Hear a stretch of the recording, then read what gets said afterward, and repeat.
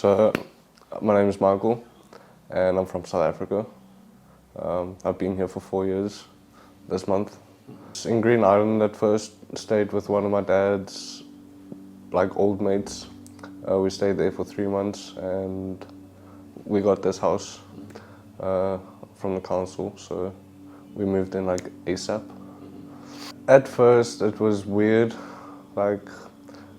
with all the kids and all, because I'm from South Africa, our tradition, whatever you want to call it, is completely different. We're more laid back and chilled.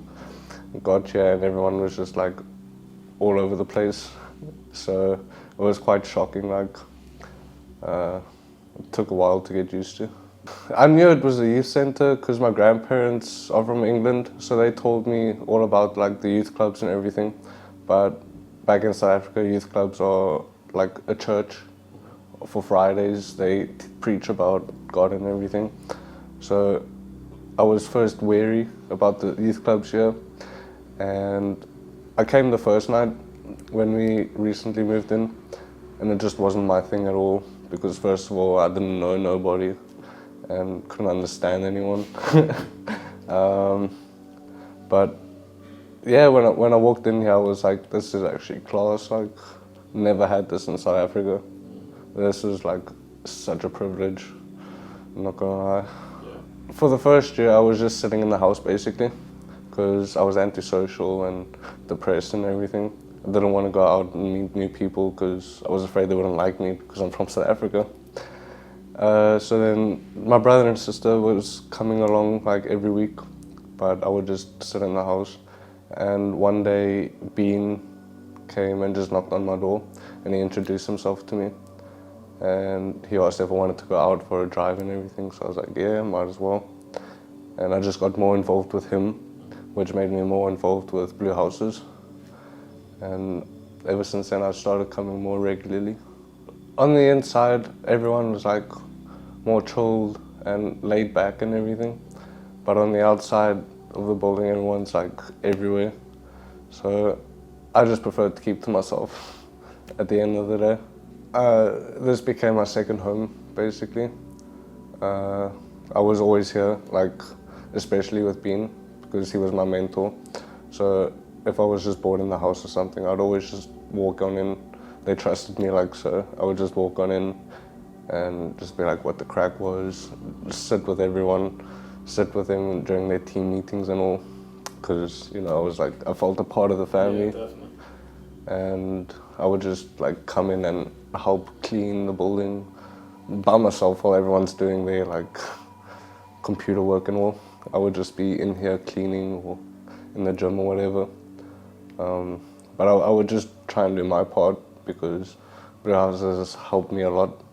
So I felt like I needed to return the favor by giving myself. So I'm currently going through difficult times at the moment. My mom and dad are getting divorced, and everybody here knows exactly what's going on. So they're helping us and my mom at the moment currently with all of this. But previously they would help me because I was young when I first moved here. I had only turned 17. So Bean would start helping me find work, and he would help me with my universal credit, trying to get my foot in there, and they just helped me with everything. If I struggled with something small, I'd come here, speak to Bean. Bean's always the one to go to. About it, I would forget about being home and everything, and all of my concentration and everything would just be in this building. I just felt at peace because I felt like everyone trusted me and I trust everybody else. So for me, that trust is a big part of a safe place. Basically, every step that I took, it just got better and better through over time. I've never taken a step back. It's always been a step or two steps forward, and it's all because of this place. Like I said, this place has helped me through so much, and I'm forever grateful. So I recently went fishing with Pete and Bean with BlueHouses. It was my first time going sea fishing, and the minute I like stuck my rod in the water, I caught my first fish, and that was my first fish ever, and I was surprised. Like that memory will forever stay with me, even though it's small, but it's big to me. Like, and I've got a lot of memories of this place, but Bean, to be honest, because he knew where I was from, so he just talked slower, Right. and with that got me like understanding a bit more, and he introduced me to one of the other guys that used to come to BlueHouses as a volunteer, and he introduced me to him, and we became mates, and I started hanging about with him more, so that I just picked it up even more. What terminologies, when you first heard, you had no idea what it was, but now have become part of your normal vernacular, your normal sort of day to day? What's the crack? Yeah. I use like a lot, and also what's happening.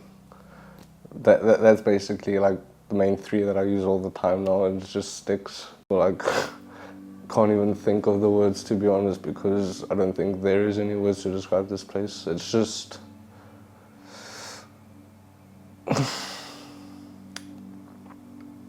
it's for everybody. I can say that it's for everybody. Like anybody's welcome. Like the youth leaders make everybody feel welcome.